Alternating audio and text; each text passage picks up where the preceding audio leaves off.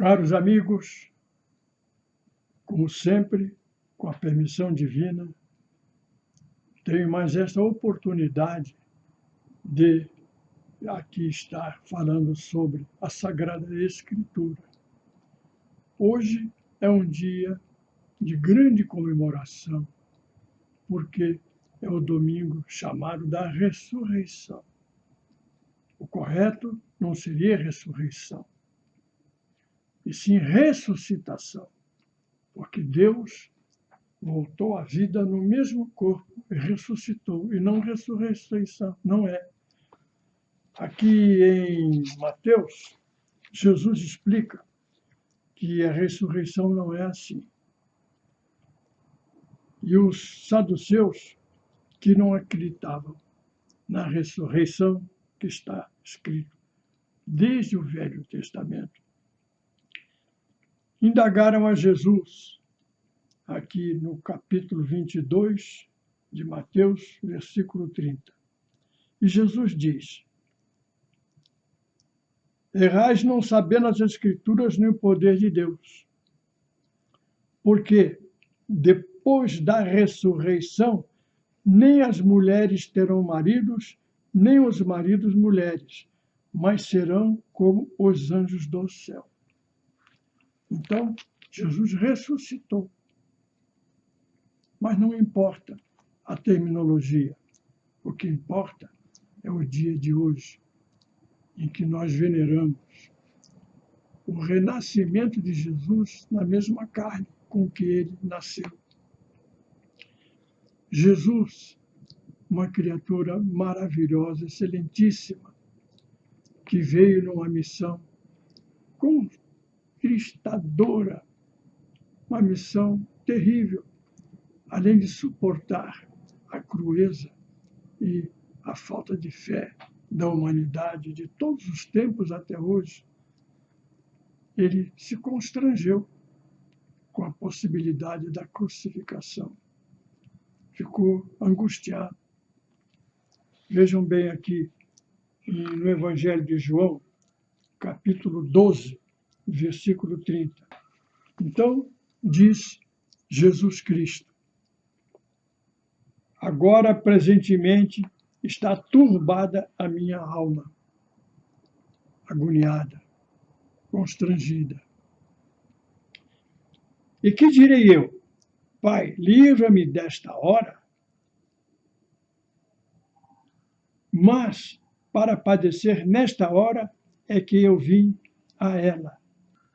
Então, vocês estão verificando que Jesus tinha plena consciência de que iria sofrer os vexames, os padecimentos e as crueldades que infligiram ao corpo dele. Mas eu, intimamente, admito que Jesus não sofreu as dores que nós imaginaríamos que ele tivesse passado, porque o Pai estava dentro dele. E é impossível admitir-se que o Pai iria deixar o corpo do Filho sofrer daquela forma. Assim foi feito para que ficasse de uma forma indelével a mensagem do Evangelho. Porque se o Cristo tivesse vindo no corpo de um filho do rei Herodes ou de Pôncio Pilatos, jamais seria lembrado o Evangelho. Tudo que ele disse e fez, se fosse através da figura de uma dessas criaturas que teriam tido uma trajetória social como um potentado, como filho de um rei, ninguém mais se lembraria. Então, teria que vir na cruz, teria que sofrer, para que o sofrimento registrasse de uma forma indelével o ensinamento do Evangelho. Porque, na realidade, quem pregou o Evangelho não foi Jesus, foi a boca de Jesus. Porém, a lei de Deus quem proclamou e registrou foi o próprio Deus, que estava dentro do corpo do Filho, onde ele penetrou e ficou durante 3 anos e meio após o batismo.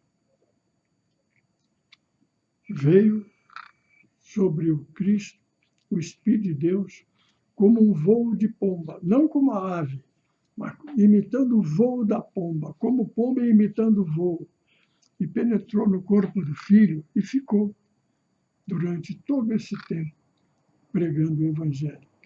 E por que é que eu assim falo? João, no capítulo 1, versículo 32, diz: E João deu testemunho dizendo: Vi o Espírito que descia do céu como pomba e repousou sobre ele. Eu não o conhecia, mas o que me mandou batizar em água me disse: Aquele sobre que tu vires descer o Espírito e repousar sobre ele, esse é o que batiza no Espírito Santo. E não é só uma demonstração também que o Pai estava dentro do corpo de Jesus, encontra-se em João capítulo 14, versículo 4. Diz Jesus: Assim que vós sabeis para onde eu vou, e sabeis o caminho. Disse-lhe Tomé, que era um dos apóstolos: Senhor, nós não sabemos para onde tu vais, e como podemos nós saber o caminho? Respondeu Jesus: Eu sou o caminho, e a verdade e a vida. Ninguém vem ao Pai senão por mim. Se vós me conhecesseis a mim, também certamente havíeis de conhecer a meu Pai. Mas conhecê-lo-ão bem cedo, e já o tendes visto. Disse-lhe Filipe: Senhor, mostra-nos o Pai. Respondeu-lhe Jesus: Há tanto tempo que estou convosco que ainda não me tendes conhecido, Filipe.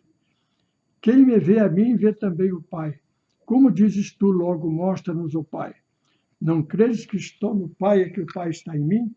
As palavras que eu digo, não as digo de mim mesmo. Mas o Pai que está em mim, esse é o que faz as obras e diz as palavras. Não credes que eu estou no Pai e que o Pai está em mim? Porém, uma das maiores demonstrações de que o Pai é que estava dentro do corpo do Filho encontra-se no diálogo que houve no Calvário entre Jesus e os crucificados, bom e mau ladrão, chamados assim, que foram também mortos ao lado dele.